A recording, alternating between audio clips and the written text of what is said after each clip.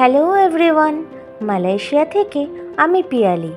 আশা করি প্রত্যেকেই ভালো আছেন, সুস্থ আছেন। আমরাও খুব ভালো আছি। আমার চ্যানেলের তরফ থেকে প্রত্যেককে জানাই অনেক ভালোবাসা। আজ বানাচ্ছি পনির বাটার মশলা। তো প্রথমে পনিরগুলোকে আমি ত্রিভুজাকার করে কেটে নিয়েছি। ভালো করে দেখুন, ঠিক এরকমভাবে। চাইলে আপনারা স্কোয়ার করেও কেটে নিতে পারেন। এবার এটা বানানোর জন্য আমাদের লাগবে মিডিয়াম সাইজের কেটে রাখা পেঁয়াজ, লঙ্কা, আদা আর অল্প কয়েকটা রসুন আর বেশ বড় বড় টমেটো এবং লাল লাল। এবার একটা মিক্সির জারে পেঁয়াজ, আদা, রসুন আর লঙ্কাটা ভালো করে পেস্ট করে নেব। আজকের ভিডিওতে থাকবে অনেক রকম টিপস, তাই স্কিপ না করে পুরো ভিডিওটা দেখতে থাকুন। এবার একটা পাত্রে 2 চামচ মতন টক দই নিয়ে নিয়েছি। এরপর 1 চামচ জিরের গুঁড়ো, চামচ লঙ্কার গুঁড়ো, কাশ্মীরি লঙ্কার গুঁড়োও দিতে পারেন, আর 1/2 চামচ ধনে গুঁড়ো, আর দেব সামান্য পরিমাণ হলুদ দিয়ে ভালো করে এটাকে ফেটিয়ে নিতে হবে। আর দিয়ে দেব কিছুটা পরিমাণ বাটার আর নুন। এবার এটাকে ভালো করে মিশিয়ে নিতে হবে। বাটারটাকে না মিশালেও চলবে, কিন্তু এই মশলাটা যেন ভালো করে মিশে যায়। এবার কড়াইতে 1 চামচ মতন বাটার দিয়ে দিতে হবে। এরপরে আমি এখানে পনিরগুলোকে হালকা ভেজে নিয়েছি। আপনারা চাইলে নাও করতে পারেন। পনিরের গায়ে যাতে রং না ধরে সেইভাবে হালকা করে ভেজে তুলে নিতে হবে। এবার পনিরগুলোকে আমি একে একে তুলে নিচ্ছি। পনির রান্না করার সময় ঘি বা বাটারে ভাজলে একটা সুন্দর টেস্ট হয়। এবার কড়াইতে সাদা তেল দিয়ে দিচ্ছি, এই 2 চামচ মতন। এবার কড়াইতে দিয়ে দিচ্ছি এলাচ আর লবঙ্গ। দারচিনি কিন্তু এখানে আমি ইউজ করিনি। আর দিয়ে দিচ্ছি 2টো তেজপাতা ছিঁড়ে।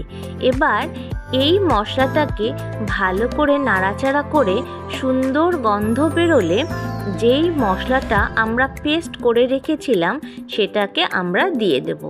এবার তেলের সাথে এই মশলাটা ভালো করে কষিয়ে নিতে হবে।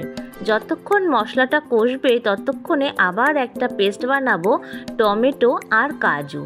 এখানে একটা কথা বলে রাখি, যে কটা টমেটো নেওয়া হবে সেই টমেটোর সাথে কিন্তু 3টে করে কাজু যাবে। যদি একটা টমেটো হয় তার সঙ্গে 3টে করে কাজু, যদি 2টো টমেটো হয় তার মানে 6টা কাজু। এরকম করে কোয়ান্টিটিতে কিন্তু কাজু আর টমেটোর মাপকাঠিটা সমান সমান করতে হবে। এই কোয়ান্টিটিটা মনে রাখলেই কিন্তু কেল্লা ফতে। তাহলে কি বললাম, একটা টমেটো ইকুয়ালস টু 3টে কাজু। এবার বাটির মধ্যে যে মশলাটাকে আমরা ফেটিয়ে রেখেছিলাম সেটা দিয়ে দিলাম।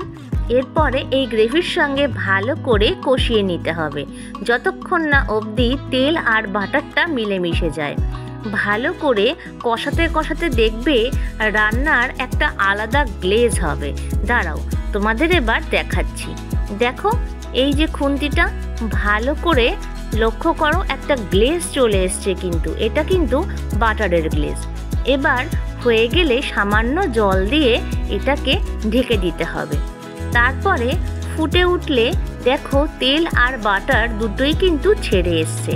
যখন দেখবে এরকমভাবে তেল আর বাটারটা উপরে এসে গেছে তখন সামান্য কাসুরি মেথি হাতে ঘষে নিয়ে সেখানে দিয়ে দিতে হবে।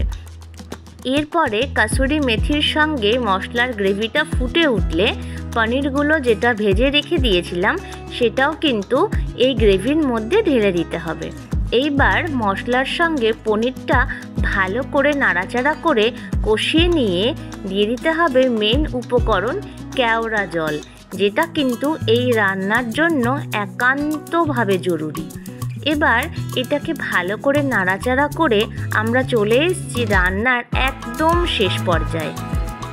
চাইলে এখানে সামান্য তোমরা চিনি ব্যবহার করতে পারো, আমি এখানে ব্যবহার করিনি। তো আমাদের এই পনির বাটার মশলা কিন্তু রেডি হয়ে গেছে। চলো এবার সার্ভ করে নিই। ভিডিওটা ভালো লাগলে অবশ্যই লাইক, কমেন্ট আর শেয়ার করবেন। আর যারা ফেসবুক থেকে দেখছেন তারা আমার পেজে গিয়ে অবশ্যই পেজটাকে ফলো করে দেবেন। আর যারা আমার চ্যানেলের নতুন বন্ধু তাদেরকে অবশ্যই সাবস্ক্রাইব করবার জন্য অনুরোধ রইল। প্রত্যেকে ভালো থাকবেন, সুস্থ থাকবেন, আনন্দে থাকবেন। আজকের মতন এই পর্যন্তই। আবার দেখা হবে নতুন একটা ভ্লগ নিয়ে।